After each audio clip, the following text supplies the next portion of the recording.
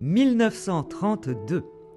Première escale au nouveau quai de France par un paquebot de la Compagnie Générale Transatlantique. Le Bremen et le Repas deviennent mes habitués, ainsi que le Queen Mary et même le Normandie. En 1926, j'accueille près de 200 000 passagers.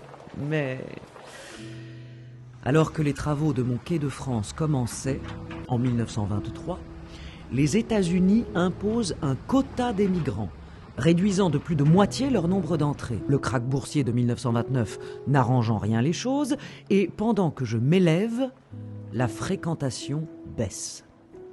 On espérait 175 000 passagers annuels, ils ne seront que 60 000 par an au cours des 7 années qui suivent mon inauguration.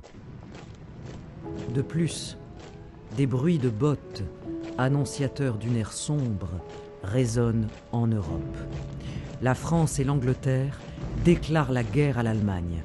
Les paquebots ne font plus escale, la rade est vide, les transbordeurs sont à quai. Cherbourg est désigné comme port de transit vers le front des forces anglaises. En 1940, après un rude hiver, les avions allemands survolent Cherbourg. C'est la débâcle. Les soldats français et anglais disparaissent des rues. Cette fois, les Allemands occupent la France. L'aviation anglaise organise des raids presque tous les jours. Les sirènes retentissent. La guerre s'installe. On m'appelle Die Festung, la forteresse, et je resterai occupé durant 4 années. Le 6 juin 1944, c'est le débarquement des troupes alliées sur les plages Utah, Omaha, Gold, Juneau et Sword Beach. La mission d'une partie de ces troupes est de rejoindre et libérer Cherbourg. Alors que l'attaque devait être fulgurante, s'ensuivront 20 jours de combat.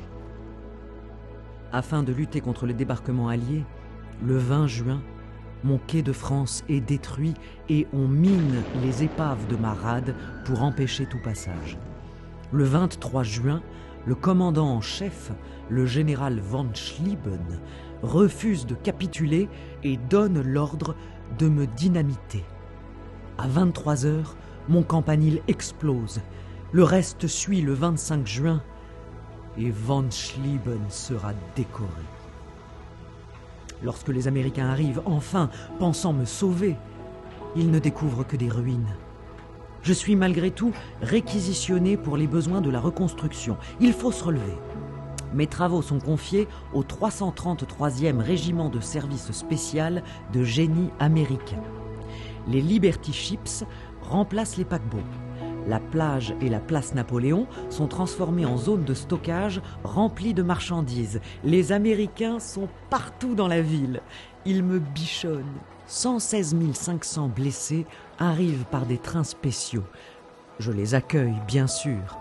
Ils repartiront à bord de navires hôpitaux qui peuvent, dès septembre 1944, accoster sur mon quai de France reconstruit en bois. Toujours est-il que, jusqu'en mars 1945, avec plus de 2 millions de tonnes de matériel débarqué, Cherbourg devient le plus grand port du monde.